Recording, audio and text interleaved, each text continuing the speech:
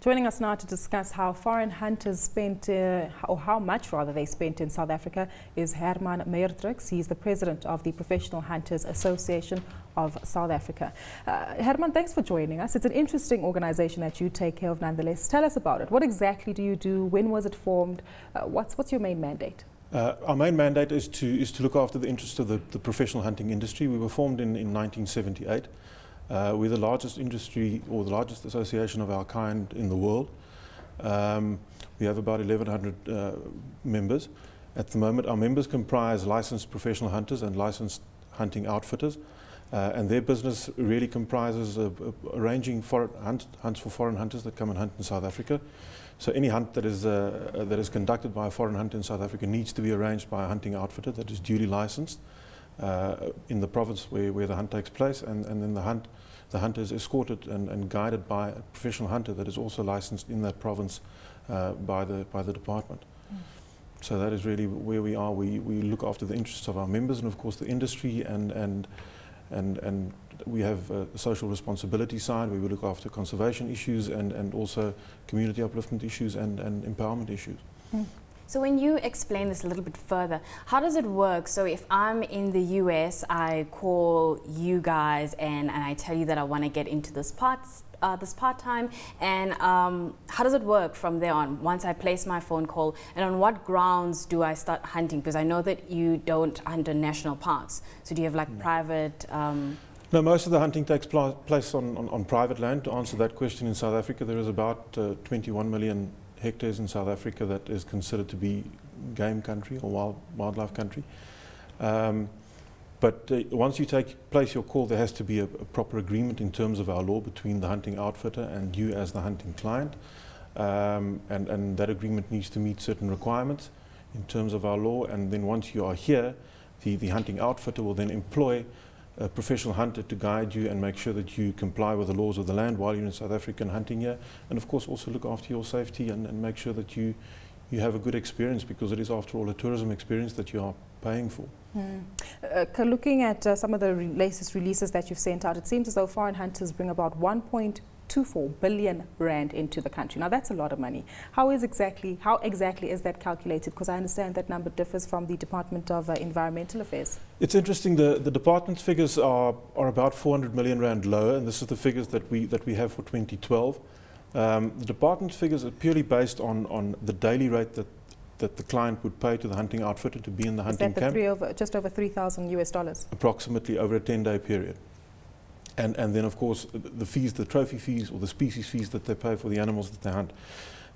But we know from within the industry that these clients spend a lot of time before and after the safaris, and they also spend a lot of money on other things in South Africa, and we needed to get research done on that, and that is the research that Northwest has done for us, and that brings out the extra 400 odd million that they spent in 2012, and that really comprises airfare, and a lot of it with SAA because it's a direct flight from the US and from Europe into South Africa, hotels before and after the safari, photographic trips before and after the safari.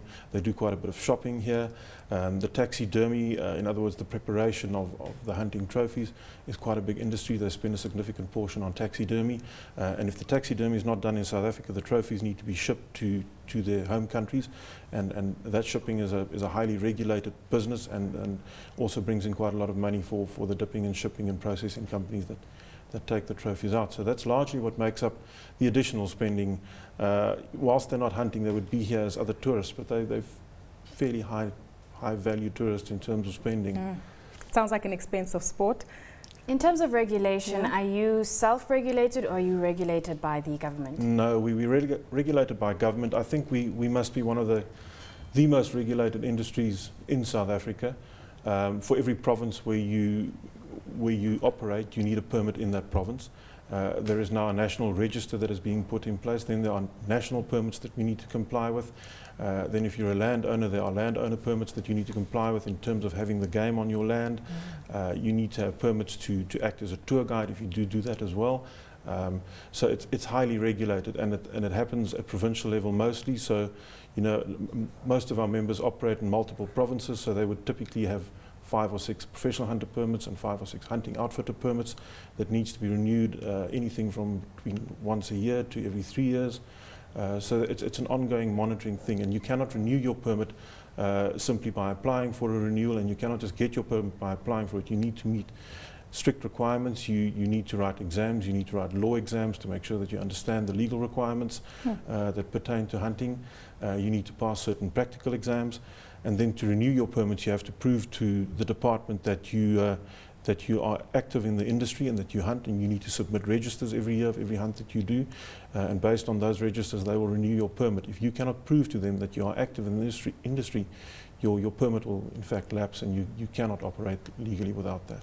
Well, let's look at, when you talk about the animals that people come and hunt, what sort of animals can they hunt and what sort of animals you're not allowed to touch?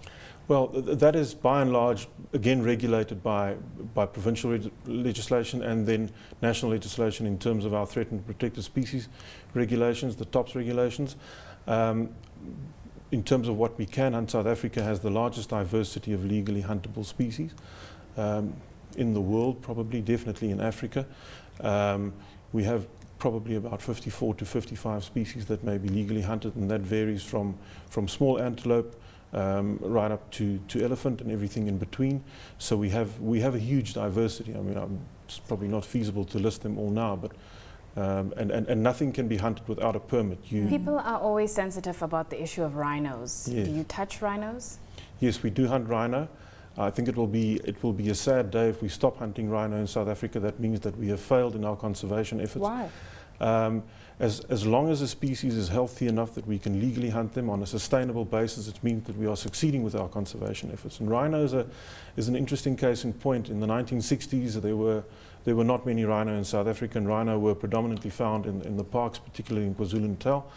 And Operation Rhino was launched by Dr. Ian Player in the 1960s, and rhino was moved to private land from the parks, and they were made available on a very limited basis for trophy hunters, and that of course added a value to rhino.